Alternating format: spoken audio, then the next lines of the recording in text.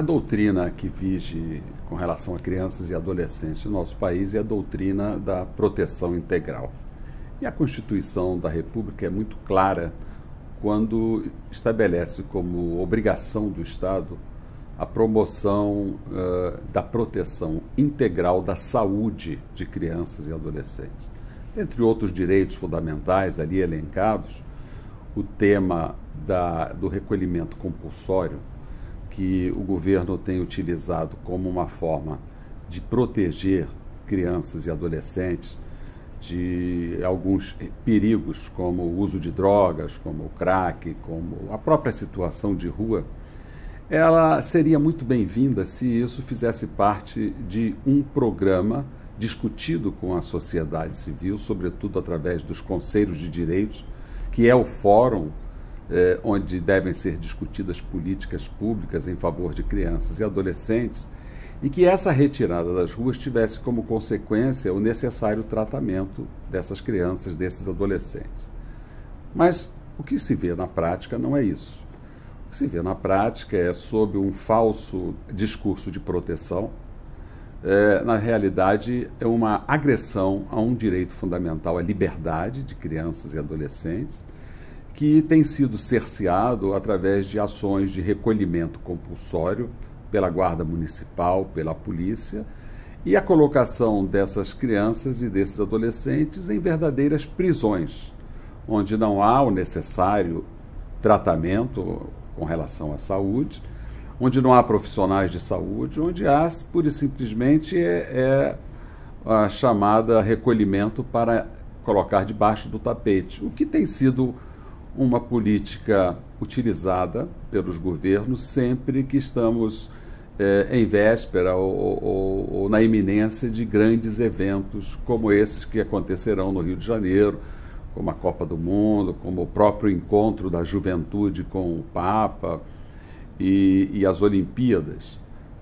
Nós não sabemos, inclusive, um tema muito atual, onde estão sendo aplicados essas verbas destinadas a esses grandes eventos, assim como não sabemos onde são aplicadas as verbas dos royalties do petróleo, que seriam muito bem-vindas se tivessem sido aplicadas na educação integral, na saúde dessas crianças, desses jovens, numa valorização da família desses jovens, porque quem está doente não são apenas as crianças usuários de drogas, são também os seus familiares, que têm sido vítimas de um abandono e de uma negligência de políticas públicas na área de habitação, na área de saneamento básico. Nós estamos convivendo com ausência de políticas públicas, ausência de respeito, e a única resposta que o poder público tem dado é a violência praticada contra crianças e adolescentes e o desrespeito à norma constitucional, que diz que é dever de todos, da família, da sociedade, mas sobretudo do poder público, assegurar com absoluta prioridade a proteção integral a crianças e adolescentes. Proteção integral não é recolhimento compulsório. Proteção integral é respeito à saúde, à educação, à família, à alimentação e à dignidade dessas crianças.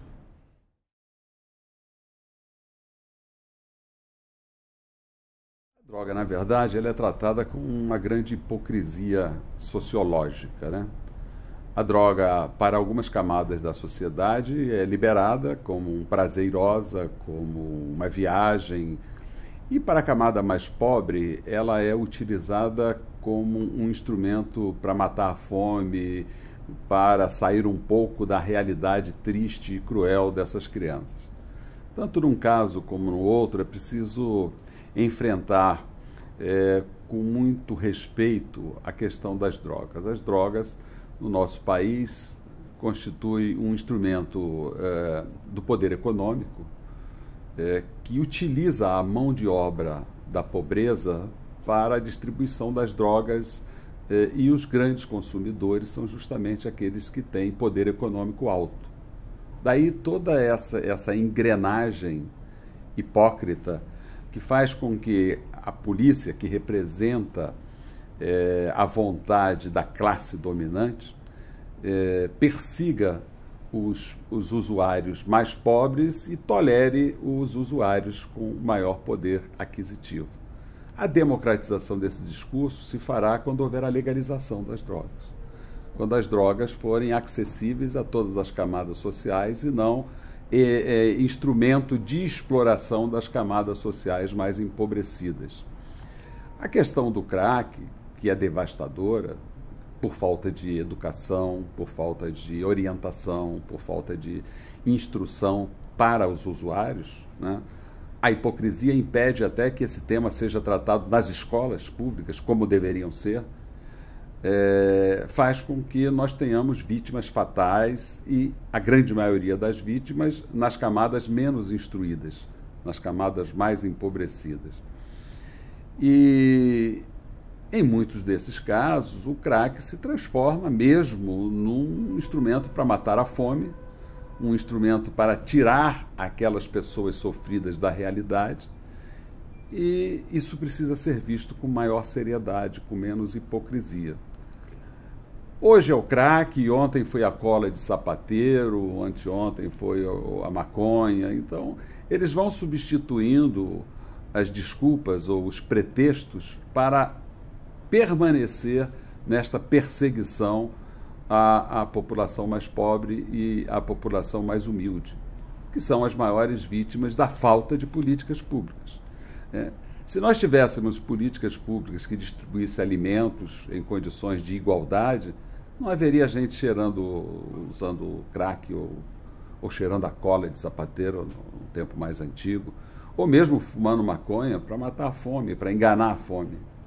De sorte que o grande remédio para combater a droga é a instrução, é a discussão democrática das consequências malignas ou não do uso da droga.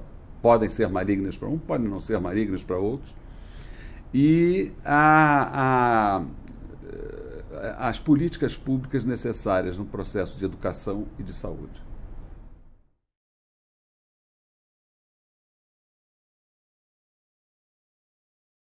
As últimas administrações do município do Rio de Janeiro têm demonstrado não só uma negligência muito grande com relação a políticas públicas, mas uma certa má-fé. No momento em que coloca como secretário de Ação Social um xerife, com o objetivo de botar ordem pública, né? O senhor Bethley, que de assistência social, de políticas públicas favoráveis aos mais necessitados, não entende absolutamente nada.